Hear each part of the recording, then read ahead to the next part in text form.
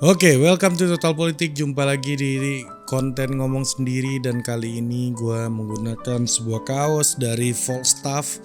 Lu langsung aja cek media sosialnya Volstaff di sini, dan nanti lu bisa mendapatkan kaos-kaos yang keren. Gue dapat nih politik. Jadi ini distro teman gue yang punya, dan kaosnya keren-keren, dan lu bisa langsung pesan di sana. Pastikan lu lebih tampan maksimal dan cakep maksimal. Kali ini gue nggak akan ngomongin kaos, tapi gue akan berbicara masalah Taliban.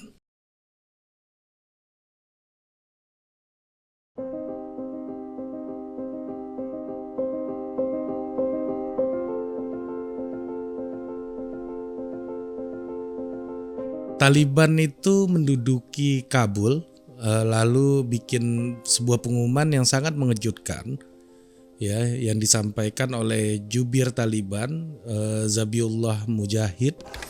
Dia mengatakan bahwa ada 3 hal yang akan dilakukan oleh Taliban, yaitu pertama itu menghormati hak perempuan, kemudian kedua mengampuni musuh-musuh politiknya, dan yang ketiga adalah memastikan keamanan dan stabilitas Afghanistan setelah mereka menduduki kekuasaan gitu.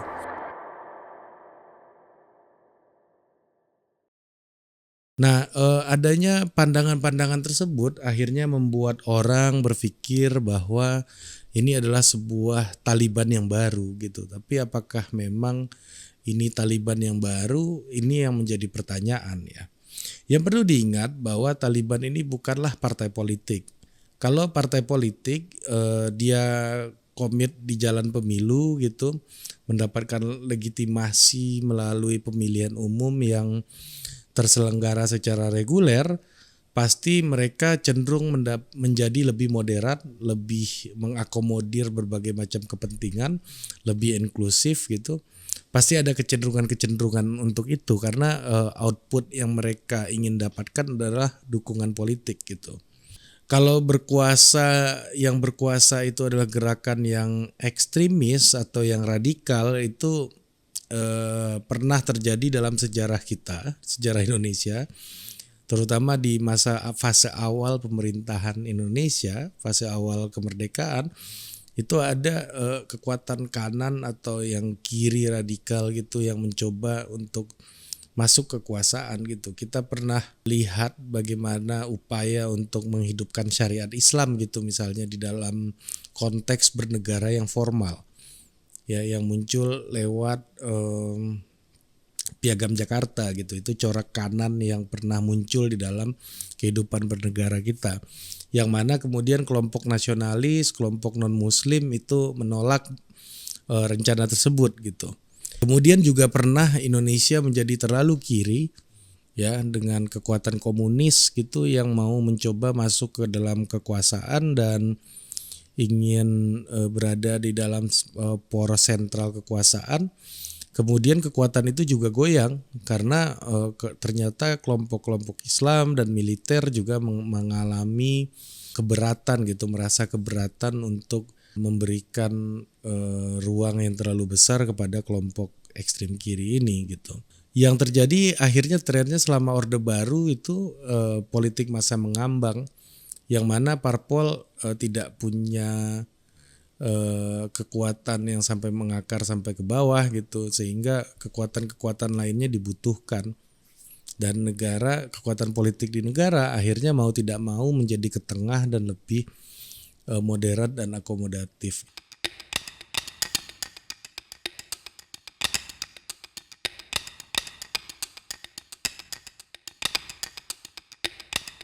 Kita lihat sejarah politik di Indonesia, coba kita bandingkan dengan di Afghanistan gitu ya.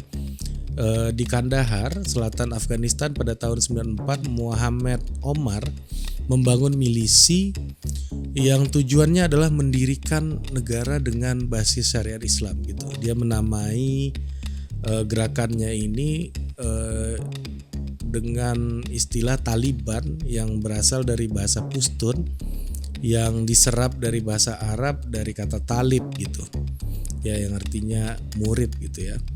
Nah, ini adalah sebagai sebuah respon gitu terhadap kekecewaan kepada kelompok-kelompok mujahid ya yang akhirnya banyak berseteru satu sama lain dengan berbagai macam faksi setelah menumbangkan rezim komunis di Afghanistan pada tahun 92. Muhammad Omar ini merupakan seorang pemimpin yang karismatik ya, yang bisa mendapatkan banyak dukungan, yang bisa mengkonsolidasi kekuatan massa gitu. Awalnya dia punya 50 orang pengikut ya, yang kemudian menjadi ya seperti yang gue bilang tadi untuk membangun milisi ini. Kemudian dalam beberapa bulan saja Omar berhasil mengumpulkan 15.000 orang ya, dengan berbagai macam perekrutan yang dia lakukan. Bahkan dia berhasil mengakuisisi perwira-perwira menengah yang bertugas di berbagai macam faksi mujahidin gitu, yang mana mereka berafiliasi dengan gerakan Salafi gitu. Terus kemudian kekuatan Taliban membesar gitu, yang main ketika itu adalah dua kekuatan besar juga dari tetangga-tetangganya mereka. Yang pertama Pakistan ya, yang sudah sulit mengontrol faksi-faksi mujahidin yang sudah terlalu rumit pertikaiannya. Yang kedua, Saudi juga punya kepentingan buat membendung ideologi Ikhwan yang bertentangan dengan mereka, yang juga menjadi tren ketika itu. Jadi dua kekuatan tetangganya ini ikut bermain mendukung kekuatan Taliban yang akhirnya juga menjadi semakin kuat gitu Talibannya di di Afghanistan gitu.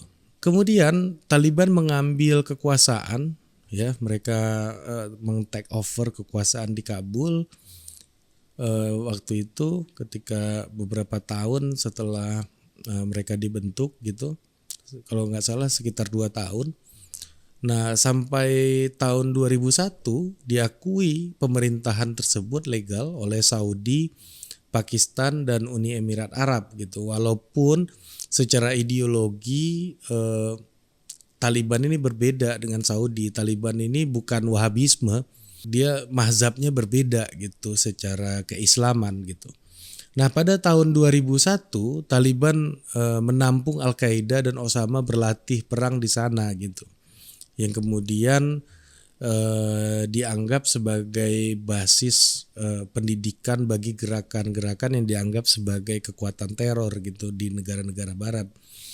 Nah, itulah yang menjadi alasan Amerika Serikat kemudian bisa menginfiltrasi gitu, punya alasan untuk masuk ke Afghanistan gitu. Nah, sejak 2001 itu Taliban terpental, namun mereka menggalang kekuatan politik dengan cara yang berbeda. Yang tadinya mengambil alih kekuasaan di pucuk, kemudian mereka berubah karena terpental tadi. Mereka akhirnya mencoba untuk mengkonsolidasi kekuatan-kekuatan warlord di berbagai macam negara, berbagai macam daerah gitu. Jadi berbagai macam daerah ini ternyata begitu menunjukkan kekecewaan kepada rezim yang berkuasa di Kabul gitu, yang dianggap koruptif, yang dianggap tidak akomodatif, dan mereka punya kekecewaan yang berat gitu, sehingga berafiliasilah dengan Taliban gitu. Nah, walaupun terpental tadi, Taliban pun menjadi semakin kuat gitu. Nah, yang membuatnya kuat adalah gerakan-gerakan bawah tanahnya itu membuat faksi-faksi yang bertikai ya, mujahidin yang bertikai itu ada banyak faksi, kemudian memberikan kepercayaan kepada mereka gitu. Jadi itulah yang terjadi, sehingga itu tuh adalah merupakan proses yang kita lihat sekarang. Pengambil alihan kekuasaan itu merupakan puncak dari proses yang sudah dijalani bertahun-tahun tadi gitu. Nah, sementara Saudi yang ingin tampak lebih moderat berusaha untuk menjauh dari Taliban gitu. Nah, di sini ada perbedaan positioningnya tadi gitu. Namun yang akhirnya Taliban harus berpikir melihat kekuatan-kekuatan dunia lainnya gitu yang bisa berafiliasi dengan mereka. Makanya ada anggapan mereka ingin mendekat ke Rusia, ada mendekat ke Cina gitu ya. Yang kemudian memberikan dukungan terhadap agenda-agenda mereka, yang juga mereka mencoba lebih akomodatif dengan Amerika Serikat juga, yang mana kepentingannya berbagai macam hal lah yang disampaikan oleh Taliban gitu. Ya semisalnya ingin membendung ISIS gitu ya. ISIS juga udah mulai rise di daerah situ. Taliban bisa menjadi kekuatan yang bisa dianggap mengimbangi kekuatan ISIS di daerah yang sudah mulai dikuasainya tadi gitu. Karena Taliban tidak punya doktrin internasionalisme, tidak ada punya doktrin ekspansif gitu ya. Mereka fokus di Afghanistan aja yang mana daerahnya itu sangat sulit gitu ya. Mereka fokus di daerah itu aja.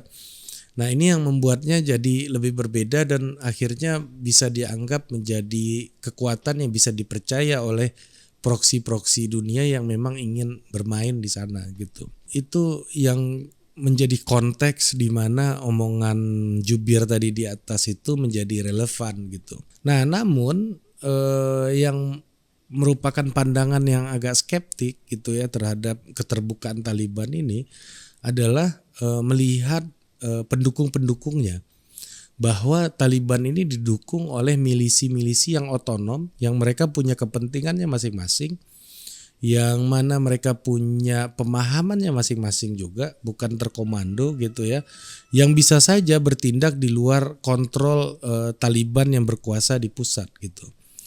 Jadi sikap keterbukaan yang diperlihatkan Taliban tadi bisa saja membuat mereka kehilangan legitimasi dari pendukung-pendukung utamanya ini gitu. Makanya sang jubir Taliban tadi gitu mengatakan bahwa istilah mereka mendukung kebebasan perempuan itu dengan pernyataan yang agak mengambang gitu ya. Kebebasan perempuan sesuai dengan syariat Islam, tentunya syariat Islam yang mereka pahami gitu. Nah, jadi agak berbeda gitu ya pemahamannya soal gender equality yang kita pahami di barat gitu atau di negara-negara demokrasi tentunya akan sangat berbeda dengan apa yang disampaikan oleh jubir tadi gitu. Sebagai kekuatan politik gitu ya yang mengambil alih kekuasaan, Taliban ini belum terbukti gitu mampu melakukan konsolidasi terhadap berbagai faksi-faksi yang mendukungnya gitu. Ini gua garis bawahi gitu ya, sebagai kekuatan politik gitu, bukan sebagai kekuatan perang atau kekuatan militer atau kekuatan milisi. Kalau kekuatan milisi udah teruji lah mereka untuk bertahan dan menggalang dukungan selama bertahun-tahun, tapi sebagai kekuatan politik yang hadir secara formal di negara, Taliban belum terbukti dan belum punya pengalaman untuk mengelola, mengkonsolidasi berbagai macam faksi yang punya sejarah panjang, yang punya cerita pertikaian lama juga gitu.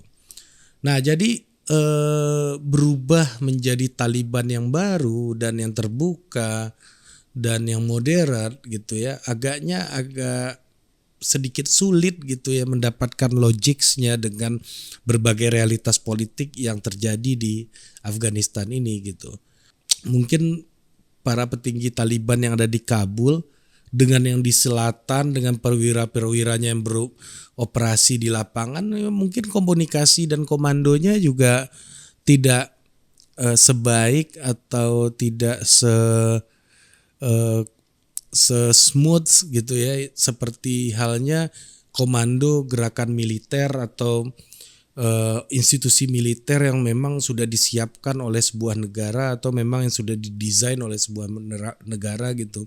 Jadi kekuatan perangnya Taliban ini tidak bisa kita bayangkan seperti halnya kekuatan perang sebuah negara yang memang sudah terprogram, yang sangat sistematik, yang terkomando gitu. Tapi ini adalah gabungan-gabungan faksi yang berupaya untuk satu tujuan yang sama di dalam satu momentum tertentu gitu. Nah, jadi elit atasnya ini bisa kita bayangkan seperti politisi gitu, namun elit bawahnya ini seperti pasukan tempur, pasukan milisi ya, yang mungkin memang tidak terpikirkan juga konsep-konsep soal kenegaraan, soal pemerintahan dan lain-lain gitu. Jadi untuk mengatakan ini akan menghadirkan Taliban yang baru ya menurut gua tidak mudah, sangat tidak mudah ya. Karena mereka sendiri sebagai institusi yang terkomando dan yang established pun juga belum tentu terbangun gitu. Ya, jadi gue sendiri melihat fenomena ini dengan nada yang sangat skeptis gitu, sangat sinis gitu ya.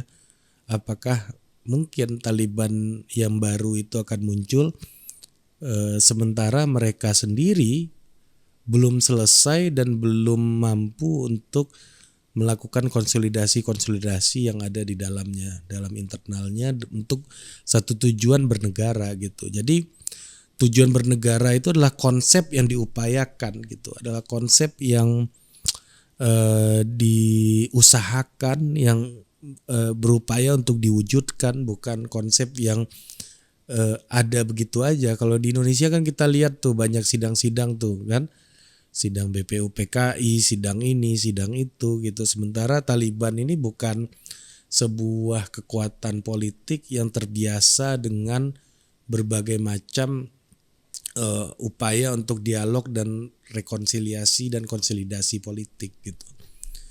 Karena negara itu pada dasarnya bersifat moderat dan bersifat akomodatif dan konsolidatif. Mungkin itu aja, sampai jumpa lagi di Total Politik berikutnya. Dah.